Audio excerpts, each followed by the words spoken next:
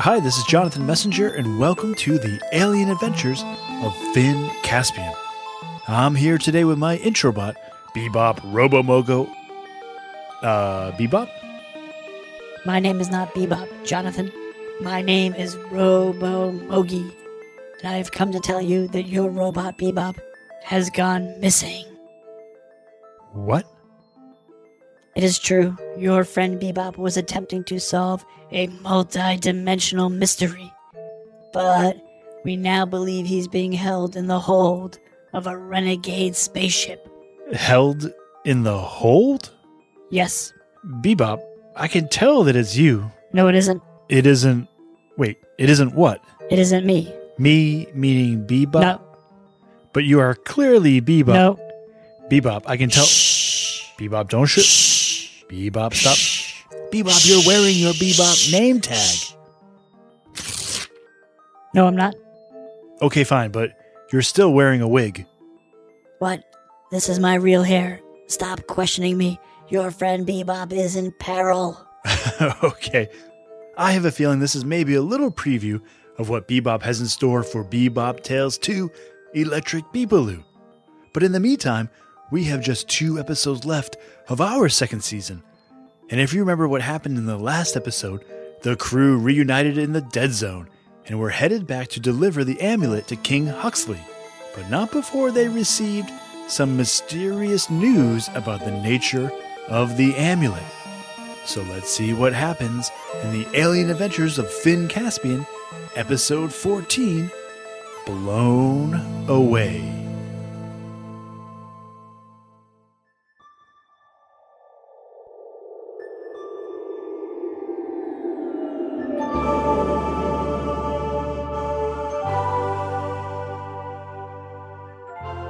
The Explorer pod landed first, followed closely by Paige and Nutkin in the rocket sled. The team gathered outside the castle, trying to determine the best way to approach the king and end this quickly and as friends. Okay, first rule, said Abigail. Nutkin, no matter what, no hair pulling, okay? Nutkin kicked at the short orange grass. Fine. And second rule, I think Barkin and Finn should bring the amulet together to the king to show that both sides work together to finish the job. Hopefully we can show them that we can all be friends and live peacefully. Okay? Everyone nodded. Voltronics, draped over Foggy's shoulders like a backpack, piped in. Butterstick soda pop, he said. His battery was still dangerously low, and he hadn't been able to make any sense since they picked him up in the Dead Zone. Okay, and third rule, nobody let Voltronics talk, said Abigail, as she led everyone toward the castle. spin a top, camera drop, said Voltronics. The king, surrounded by a dozen Bigfoot guards and 3 Trumpet Aliens, emerged from the castle. He held up a hand for the explorers to stop where they stood, and he and his entourage approached. The 3 Trumpet Aliens blared in unison. I see you have returned, said the king. I hope you were not so foolish as to show up with my 2 prisoners, but not my amulet. My sister is not your prisoner, said Finn.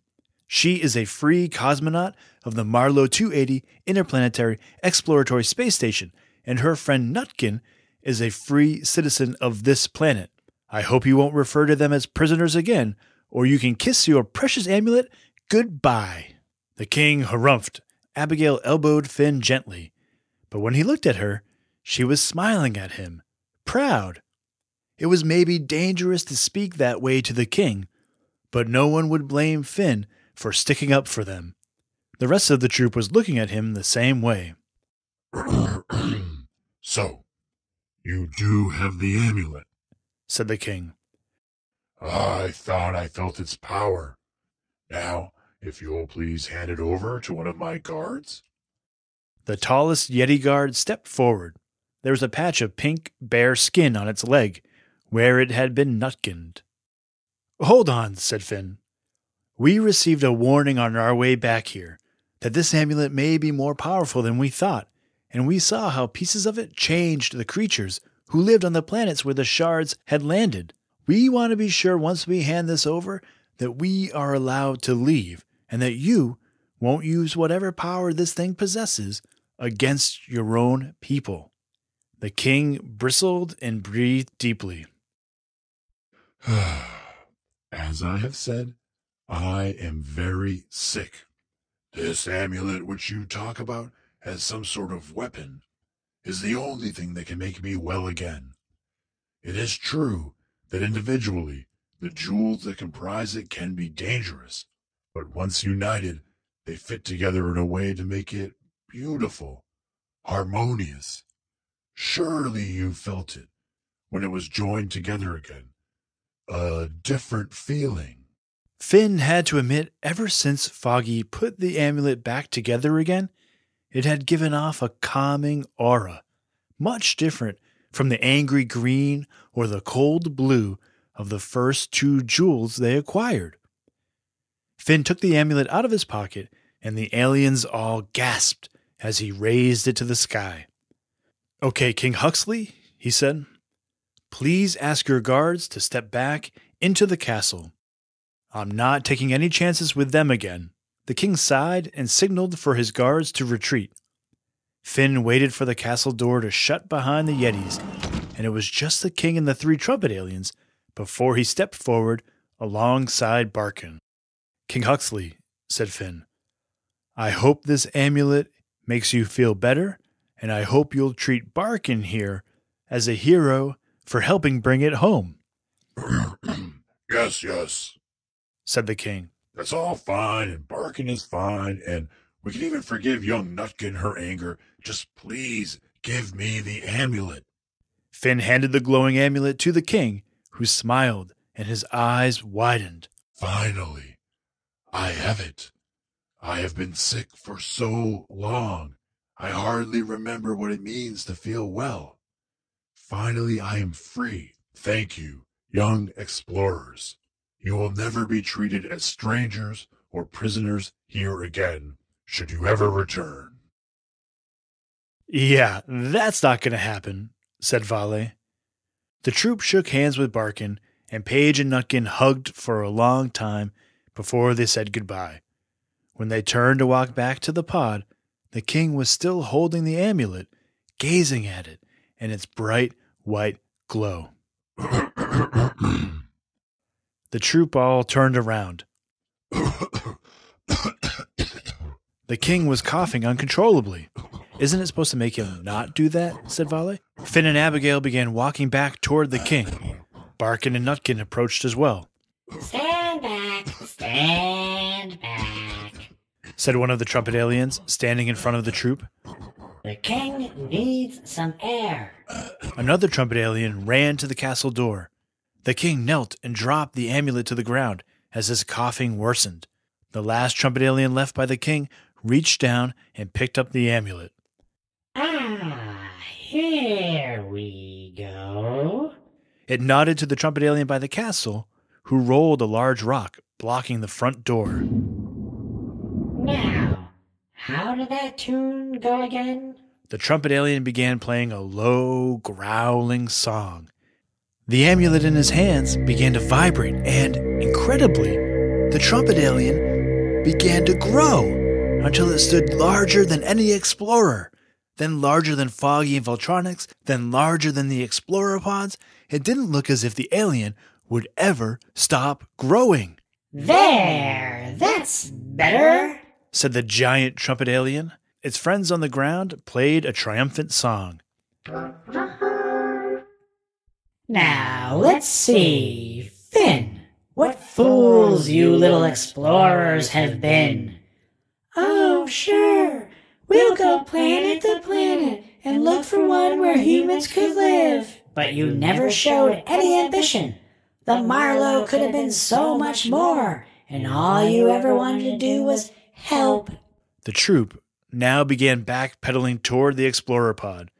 The king, still on his knees, looked up in astonishment.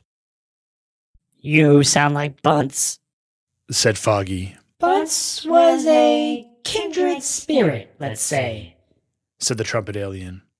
He was on my side. He didn't need me to control his mind to foil your little plot, the way I have controlled the mind of poor King Huxley here, and so many of his little furballs. Barkin looked at the Trumpet Alien in surprise, as if he'd only just realized something. That's true. I remember now, you arriving here.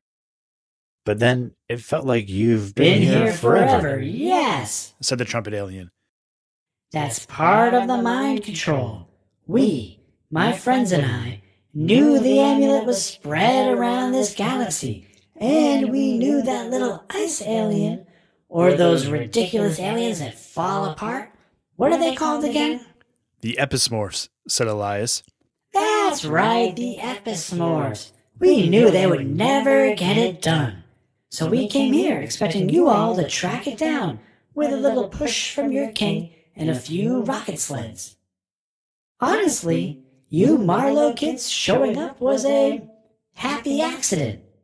Happy for me, anyhow. The Trumpet Alien let loose an enormous blast from his horn and blew the troop down, Barkin and Nutkin too. We have to get out of here, yelled Foggy. Cloco, you help the explorers. Voltronics, can you help them get out of here too? Pig slop sock hop, said Voltronics. Good enough, said Foggy. The troop all raced to the pod, and Foggy turned back to the enormous Trumpet Alien. You think you can stop me? Said the alien as Foggy raced toward him. He let out an eerie sound. And Foggy stopped, jerked, and fell over, going quiet. Foggy! Yelled Finn. He was the last one climbing into the pod, so he jumped back out, shutting the door behind him, and ran to his friend on the ground. It's the frequency of that trumpet, Foggy said. It's scrambled something inside me. Finn lifted Foggy's shoulders to drag him back to the pod. Come on, he said. It's over, Finn, you must see that, said the Trumpet Alien.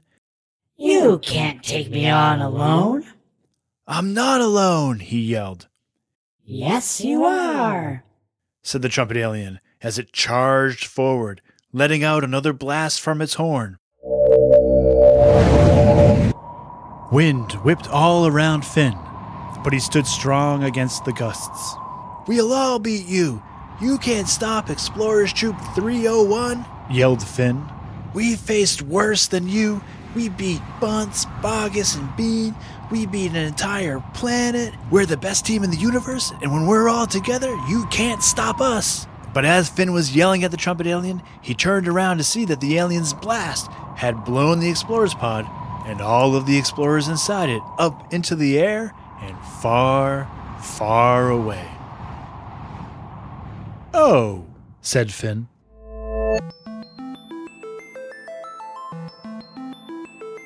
Okay, I am here with my editor and son, Griffin Messenger. Say hi to everybody, Griff. Hi. Hello. All right, and what did you think of that episode? Loved it. You loved it? All right. Oh, I'm glad to hear it. Because we're getting started on a battle here. Yeah, that's right. You've been wanting a battle, and this is kind of the... Oh, you're dancing now. All right. So do you have any questions about the episode? I wonder what Voltronics is talking about. Yeah, well, you ever had like a toy that has a low battery and it makes all sorts of like weird little noises? Yeah. That's kind of like what's going on with Voltronics right now. He's on a really low battery and he's just kind of spitting out weird words. Bingy bungy. Yeah, right, like that. What else did you like about it, or what other questions do you have? I liked how they mentioned Bunt. Yeah, Bunts. So do you want to talk about that, or should we wait until the end of the next episode? I'm going to talk about how maybe Bunts and there's this big legion of bad guys who want to take over the Marlowe. Oh, yeah. So you think that like the Trumpet Alien and Bunts are all part of some kind of like League of Evil Space Guys? Yeah, but Bunce was actually from the Marlow. Yeah, right. But he's gone over to the other.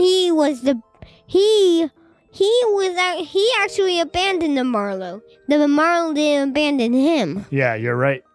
So he's gone over to the other side where the Trumpet Alien already was. So Yeah. One of the things I want to talk about in this episode is that the king was kind of controlled by the Trumpet Alien. We find out that the Trumpet Alien had been kind of controlling the mind of the king, right? And that comes from a story that I really love called The Two Towers. That's right. By J.R.R. Tolkien, which is part of the Lord of the Rings. And so I really... The servant poisons the king. Yeah, so that his assistant Grimma poisons King Theoden, and then the orcs can kind of run over the land, and Saruman is in charge. Yeah, and destroy everything. Yeah, okay, all right. No more completing my sentences, okay? All right, so do you have any other questions? No. All right, so we're going to do art now. Art time. We have 20 pieces of art to get through, and I want to try to get through all of the art that we've gotten by the end of Bebop Tales so that we start season 3 fresh. Does that sound good to you? Okay. All right, so let's do it. We have from Alec, who is 5 from Philadelphia. He drew us a really awesome drawing of the Marlow. Thank you so much, Alec. Awesome. Andrew, who is 7 from Santa Clara, California. He drew a really cool drawing of Bebop and a bunch of robots, and it looks like maybe there's a confrontation happening between Bebop and Lancebot and Voltronics. And then Dylan, who is 6 from California, he drew us something. He drew Vale. Awesome. Yep. Thank you so much for that. Eddie, who is 7 from Medina, Minnesota, he drew Foggy and Finn. Thank you for that. Ethan, who is 7 from Des Moines, Awesome. he drew Foggy and Finn. Thank you for that. Henry from Berwyn, Illinois, he drew a really cool drawing of some of our robots there. I think that's based on our April Fool's episode with a couple of pranks. Oh, Bebop. Awesome. Jackson, who is 5 from Saratoga Springs, Utah, he drew us a really cool drawing of Sapphire. Thank you so much, Jackson, for that. Awesome. Jacob and Addison from Paradise, Texas, they drew us a really cool drawing of Bebop climbing Barron's Mountain with the bounce shield, the time bounce shield. Thank you to Jonathan, who is 6 from Gunnedah, Australia. Your name. Awesomely named Jonathan. He drew us a really cool drawing of an astronaut. Thank you so much, Jonathan. Malcolm, who is 5 from Batavia, he drew us the whole Marlow crew, the whole Explorer troop. Thank you so much for that, Malcolm. And then Marissa, who is 10 from Des Moines, she drew a really cool drawing of a guard stuck in a tunnel. Remember when Paige and Nutkin were trying to get out and the guard got stuck in the tunnel? Yeah. That's pretty funny. That's really good. And then Oakley, who is 7 from Philadelphia, he drew a really cool drawing of Bebop. It said Bebop and Bebop Jr., and there's a little robot dog there. And he's singing the Bebop Tales song. It's really awesome. Thank you, Oakley. And then Awesome. Oakley also did a really cool drawing of Cannonball Mountain. So thanks for that as well, Oakley. Awesome. Owen, who is 6 from Excelsior, Minnesota, drew an Excelsior 2 Laser Bunny battling drawing for us. How cool is that?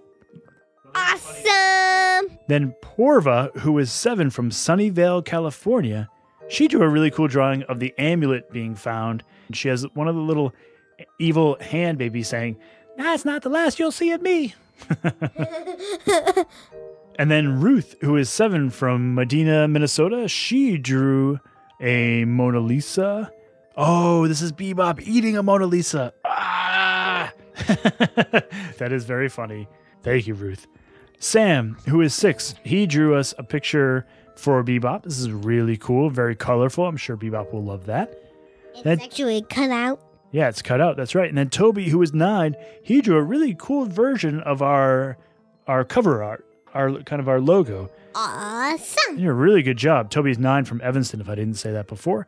And then William, who is 5 from Los Angeles, he drew us a really cool picture of Robo Cloco on the ice planet. So thanks so much for that, William. Awesome. Okay, that's it for art. What's up next, Griff? Joke time. Joke time. All right. So our first joke is one that was emailed into us. It was from Oscar, who is 9.5. What do you call an alien with no ears? I don't know. Whatever you want. It can't hear you. All right. And then we have a joke from Eliora, who is 8 from Chapel Hill, North Carolina. Hi, I'm Eliora, and I'm 8 years old, and I have some jokes for you. Why did the astronaut sing lullabies to the snowball in space? She wanted to calm it down. Why are rocket scientists so serious? They know the gravity of the situation. How do they keep outer space clean? With a vacuum. What's the difference between a star and King Arthur? One is round at night, the other has Knights of the Round Table. All right. Thank you so much for all those jokes, Elior. They are great. And then up next, we have Wyatt and Holden. I am Wyatt. I am 6 and I live in Oregon. I have a joke. What does a rocket ship say when it's coming down to Earth? Because they normally land in the water, stop! Oh, that was hilarious. My name's Holden, and my 4 years old. And what are you telling telling us? I have a joke. A joke, okay. Why did the spider go to outer space? To me, he's outer space friends. All right. Thank you to Wyatt and Holden and to Eliora and, of course, to Oscar. All right. I think that's it, Griff. Anything else you wanted to say?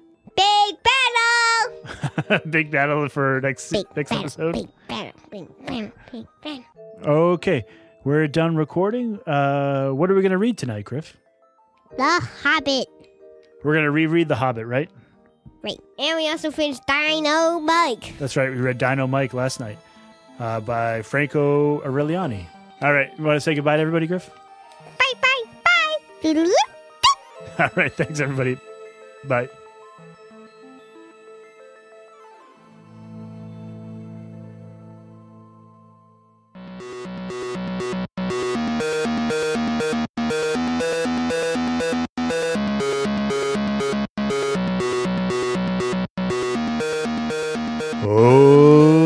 Okay, thanks for coming back and having even more fun with us this week. And thanks to everyone who has sent in their art, their jokes, their ideas, and their sounds. Remember, if you're in the Chicago area, Griffin and I will be doing a live performance on June 11th. Details are in the show notes. And shoutouts this week go to Alec, Andrew, Dylan, Eddie, Ethan, Henry, Jackson, Jacob, Addison, Jonathan, Malcolm, Marissa, Oakley, Owen, Porva, Ruth, Sam, Toby, and William for the art, and Oscar, Eliora, Wyatt, and Holden for the jokes. Sounds this week were produced by Caleb from Chicago, who provided some of the wind we heard at the end of the episode, Jonah and Luca from Osprey, Florida, who provided some trumpet sounds, and Yuri from Gainesville, Florida, who provided the sound when the Trumpet Alien was getting bigger and bigger. The Alien Adventures of Finn Caspian is a Gen Z Kids production, written and produced by Jonathan Messenger, edited and guided by Griffin Messenger, with special thanks to Maria Villanueva. The theme music you hear at the beginning and end of every show is by Mark Weberg, recently voted the nicest human in the Milky Way. For more information about the music, the art, everything about the show, check out the show notes. See all the art mentioned this week at finncaspian.com. And thanks, as always, for sending in everything that you've sent in. And if you're in the Chicago area and you're going to be in town on June 11th, it would be great to meet you. Thanks, everyone. See you next week.